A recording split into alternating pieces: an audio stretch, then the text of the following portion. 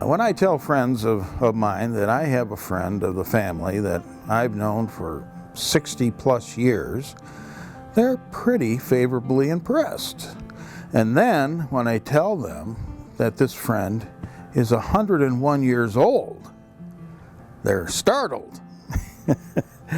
And that's the case with Don Staebler. Don is, as I said, a real patriarch of this community. His farm is out on Plymouth Road, right near Dixboro, not too far from Dixboro. To set the stage, give us a little potpourri of your family and its history at this farm. Well, the Staebler family moved to this area in the spring of 1912. I was a year and a half old. We moved up here with Mother driving the one-horse buggy with us 3 kids in it, Dad driving the team with a wagon and all our worldly possessions in it, and friends and relatives driving what livestock we had. We had, as I remember, a maximum of 10 head of cattle, which we put in the barn on the farm. Did you ever think you would live to be 101? Of course not. Really, you never gave it any thought. Right. You never gave it any thought. You just kept going, that's all, as long as it felt like it. Well, when you got to 90, did you kind of think to yourself, gosh, maybe I could get there? Well, I was getting a little tired by that time. And there was always the possibility of selling the farm for a subdivision. At this point, I'm going to invite Tom Freeman to come in, and Tom and you can have this conversation much better than I would be able to engage in it. Well, Don, I just thought it'd be a nice thing to talk about how Staebler Farm became a property that now it belongs to the Washtenaw County Parks and Recreation Commission, but still is a farm that you live on and continue to enjoy, and the community continues to enjoy. I wanted to save the farm after all the farmers around here had gone. First one was a Schrader farm up here that disappeared. The Freeman farm disappeared. And I didn't like it. I thought more of this farm than just the money that would be involved in selling it to a realtor. So we just held off on it, and until I forget who told me that the county might be interested. But he came out to talk about it, and we discussed what might be going on and all that stuff. Didn't take very long. We didn't hold off very long. The price was very good, not nearly as much as a developer would pay, but the prospect of keeping the farm from being covered up with houses was very, very intriguing. The county decided to hire somebody to repair it. A timber frame barn with hand-hewn timbers, mortise and tenon joints with wooden pegs, a beautiful restoration. The rest of the buildings did not need much. They were in good condition. They needed replacement of boards, and of course they all needed and got it, new roofs. This is a graphic that was done to document the farm buildings. Not only the original barn that Don has talked about so much, but all the other outbuildings that were associated with it. Don mentioned how nicely the restoration came out. We took advantage of that good work, applied to the state, and received an award recognizing the restoration that was done on the loafing barn, and received an award from the Michigan Historic Barn Preservation Network. So it's been just over 10 years now, closing in on 11 years. We talk about how we're going to make the property more available to the public in the future, but that's still something that's in the future. If we're able to look at the map right now, we're sitting in the farmhouse right here right now. The barns that we've been talking about are right here on the other side of Plymouth Road, which bisects the property. And over here is a large pond called Peaceful Pond, Now, Don, was that pond there, or was that created? Oh no, that was done at the time the freeway was built. So that's where they borrowed for gravel. They took out about 140,000 yards of gravel out of there to build a roadbed for the freeway. But we were very happy with that. You know, you can see on the aerial map here that the property does actually have frontage on both Murray Lake and Frains Lake. It's an area that's got wet soils, and in fact, there is a wonderful stand of tamarack, some people call larch. We've talked about for years the ability of you to stay on the property and to enjoy it and to continue the history here. Many people, of course, won't believe I'm that old, but maybe I don't either as far as that goes. This certificate of baptism was taken at the old Zion Lutheran Church in Ann Arbor in 1911. I was not even a year old at that time. Mother always did a lot of home canning, so she needed a lot of sugar, and it was very hard to get. I remember the day my dad came home from Ypsilanti and hauled out a 100-pound bag of sugar, grinning from ear to ear. How in the world did you get that? Oh, I knew a guy in the grocery store. And he gave him 100 pounds of sugar. Well, Mother was overjoyed, of course, that she had it. How much did you pay for that? $40. That was a year's salary. How did you stand that? Oh, I had the money. I bought it, that's all. That's the way it was. We heard that there was something going on. There was nothing. There was no communication except by telephone. We had a wall-hung telephone. There's a copy of it on the wall out there now. There were as many as 14 subscribers on the line. Word spread by telephone. If there was anything of great importance and even an emergency in the neighborhood, Central, who was the switchboard operator in Ann Arbor, gave one long ring on the telephone. Everybody knew, find out what was going on. This was emergency. That's how we heard that the war was over with. So we got all piled into the 1917 Maxwell and went to Ann Arbor to see what was going on. I remember parking on Ashley Street and seeing car after car with towing tin cans or wash tubs or anything that would make a racket running all over town to celebrate the war was over with.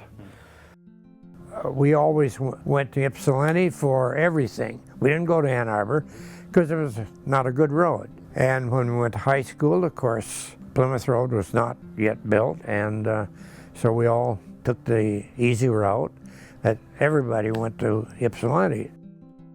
I took woodworking shop all 4 years of my high school, and that's why I decided I should teach it.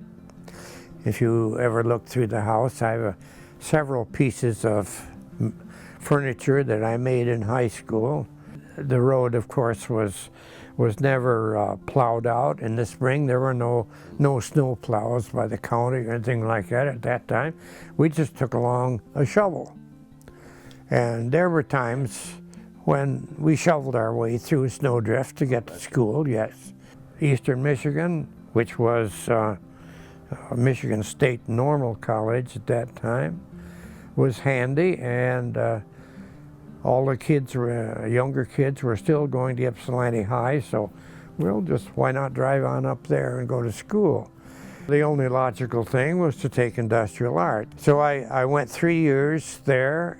Director of the department came around one day and said, I think I have a job for you right now. I think you better take it. It's only for 1 year, and then you will have to agree to come back and get your degree. The instructor was going back to college to get his degree, and he would be back the following year, so it was arranged. One year was all he will teach. I was pretty green, I'll tell you, but we got along all right. I came back and finished up my degree, and that instructor quit, and I got the job back again. And I worked there for the next 9 years. I met Lena in September of 1929. Glenn Freeman got me off in the corner one day and said, "Carol has a girl she would like you to meet." What's it all about? Well, I tell you, we're having a hot dog roast down back of the Parker Mill. It was a rather popular place for that sort of thing. Carol has a girl that she wants you to meet. Well, I don't know about that. She brought her over and introduced us, and we had a few words, and they walked away, and then Carol came back and said, "Come on, Don, be a good sport. Invite her to go with you." All right. So I said, "Would you care to ride in a Chevrolet down there?" "Oh, sure, I'd love to do that." We took her down. We had a wonderful time at the weenie roast. And I remember I took Lena back to Carol's home. And she said, the first thing when she got in the house, "Did he ask you for another date?" "Ooh." And Lena said, "Well, yes, he did. He asked me to go to a dance over at the Gleaner Hall north of Ann Arbor next week." I came home in the spring of '42, and I made application for a school at Willow Run teaching Army cadets maintenance on the B-24. I was hired on the spot and started work the next day. I went to England too after that to do the same thing, but that school only lasted about 6 months because the Japanese surrendered. The war was over. There was no need anymore for that kind of work. So I came back to the farm. I entered a partnership with my dad. He passed away in 1951, and I bought the farm at that time. My wife and I operated it as a dairy farm for the next 10 years. We milked as many as 35 cows. 1961, I was offered a job with the Eaton Corporation in the research center in Southfield. We sold the dairy cows, kept a few beef cows, and I attempted to handle both jobs, which I guess worked out all right. I worked for them until mandatory retirement at 65. Came back to the farm.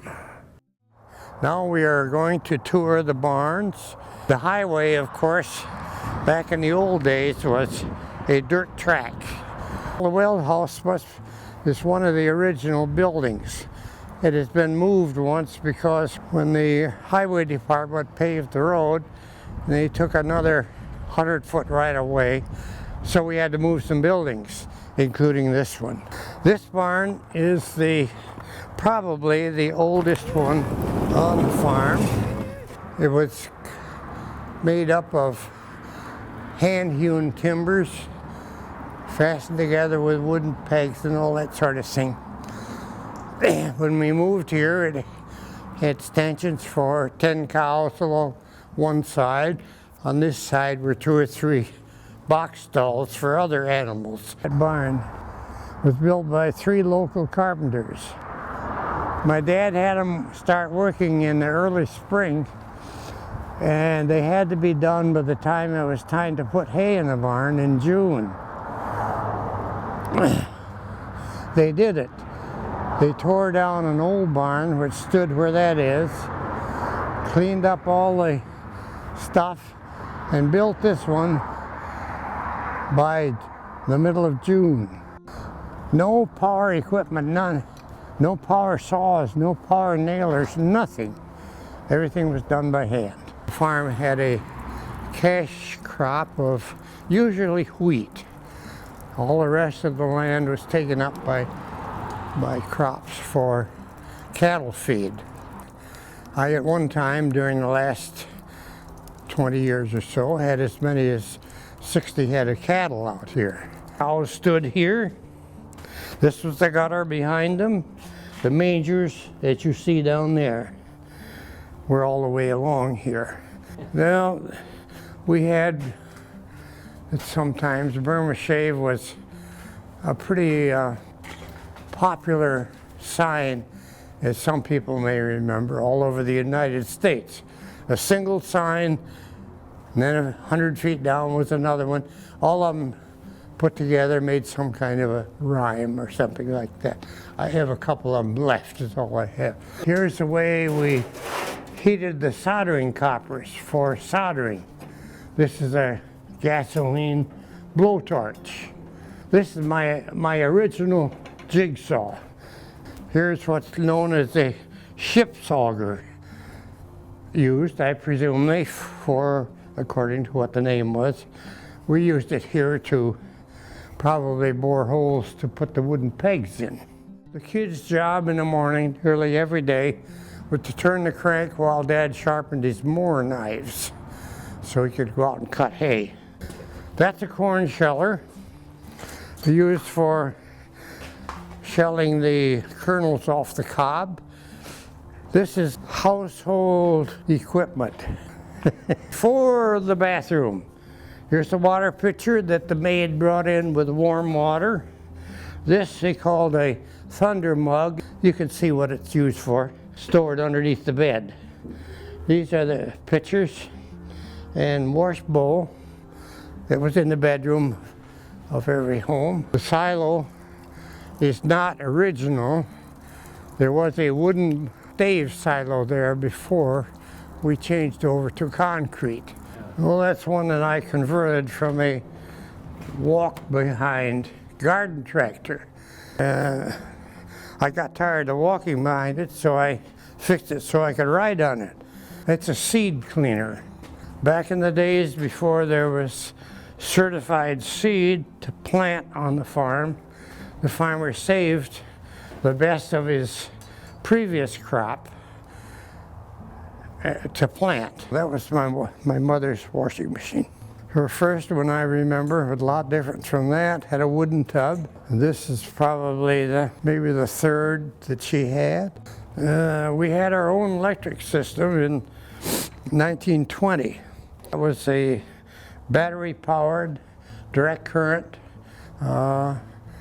32 volts, and a whole bunch of batteries that sat in a little room outside, and a gasoline-powered generator to keep the batteries charged. 110 volt was not available, so you used that one, which was 32 volt DC. We didn't get electrical power from Detroit Edison until 1929. Then all that was thrown out and changed over to 110. Now called 115. But it was actually 110 in those days. Then we got lights in the barn, and eventually we got milking machines, water pumps and all that stuff, and washing machine with a motor on it and all that kind of stuff. I used to make ship models, maybe one of the first I ever made. Oh, 1920 maybe. This is the milk room. This is where we cooled the milk for a period of about 10 years during the 30s. My dad didn't think he was getting enough money for his milk at the creamery in Detroit, so he decided to sell milk at home. We did that for about 10 years. People would come with their jugs and we'd fill them for them. And we also separated milk and cream and sold whipping cream. We sold whipping cream for 50 cents a quart. We sold fluid milk for 20 cents a gallon. But we made a living for about 10 years that way. This is a milk cart that we use for transporting milk cans. It'll hold 4. Open the valve, let the milk flow into here. Inside there is a very high-speed series of plates. The milk, as it runs down in there, is thrown by centrifugal force to the outside. Cream being heavier comes out the outside, skim milk in the center comes out the other. This steam, this spoon, or that one. It's a hog house where we kept the hogs, fed them. Not very many, but a few. The other is the corn crib where we stored the ear corn, and the fact that the spacing between the slats is for drying the corn, let air through it. Because when you picked the corn, it was slightly damp, so you had to put it in there and let it dry or it wouldn't keep. This is the horse barn over here, former horse barn.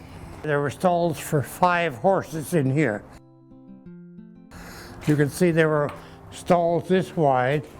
This is original, and there was one there, one in there, and one down there. So it held 5. Converted now to stanchions to hold cows. These are the old-fashioned cow stanchions. The cow comes in, puts her head in there. We slap this over and drop that down. She's locked in. She can't get out. She can lie down, stand up, whichever she wishes. Very comfortable, but she can't get away. Kids on the farm learned a lot of things, of course, and they did a lot of work. We expected the kids to go to the barn to help milk as soon as they were 10 years old. Milking by hand, of course. So we all learned when we got to be 10 years, you went to the barn and helped. And of course, in between, you helped feed the cattle if you, not lifting bales or anything like that, but feeding them grain, perhaps. And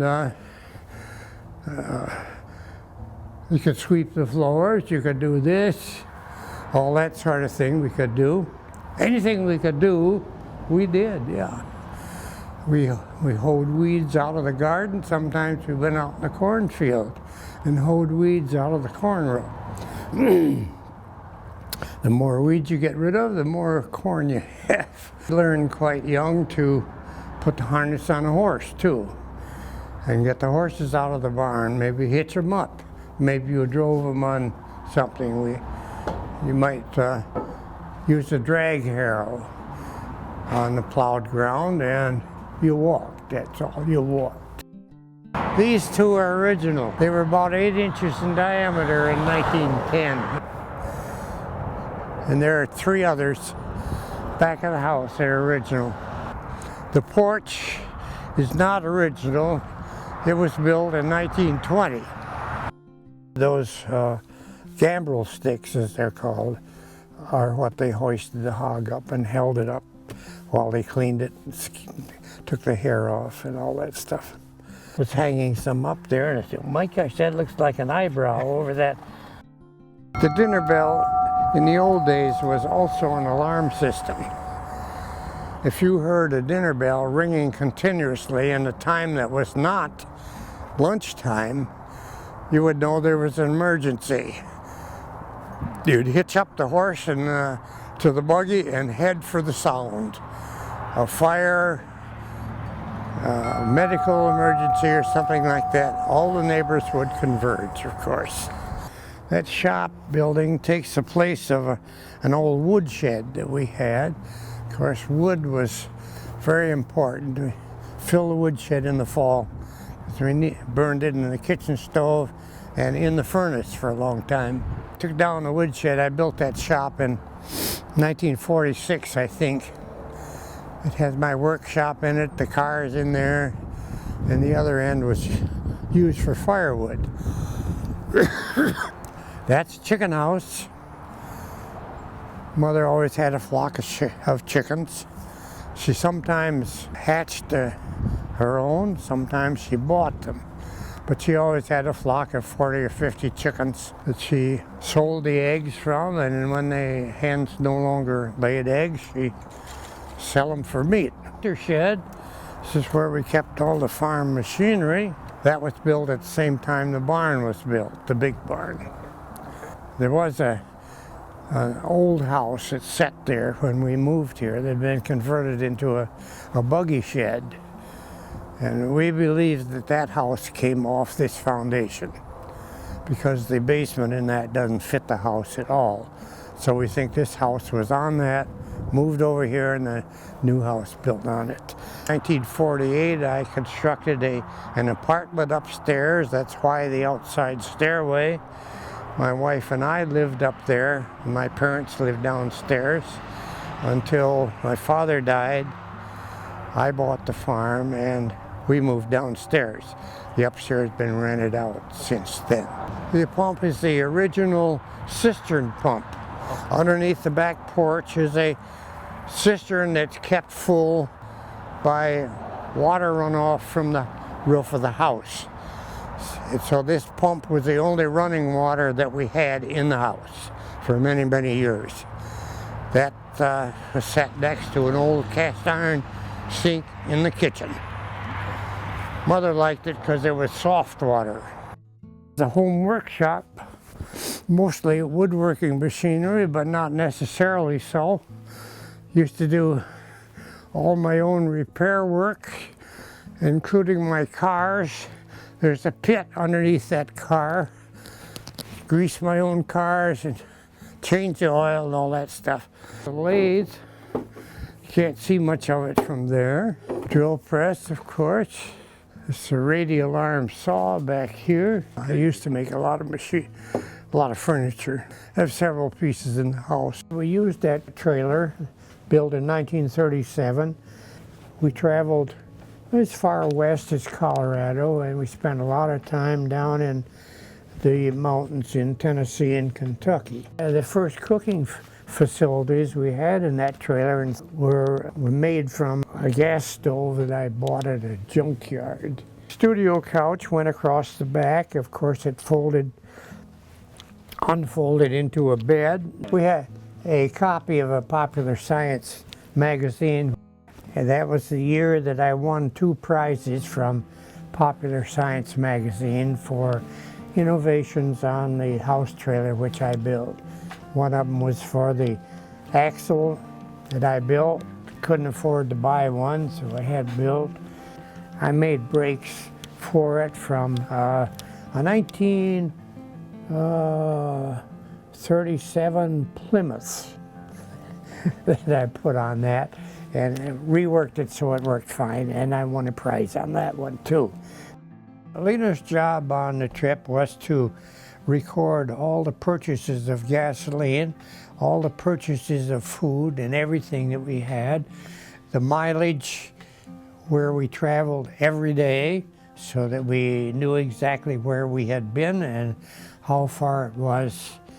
And we did that all the way up until 1967.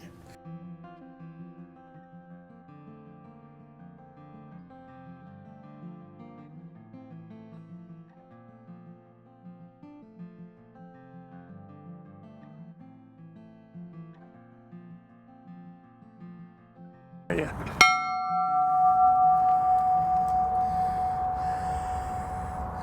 Oh, yeah.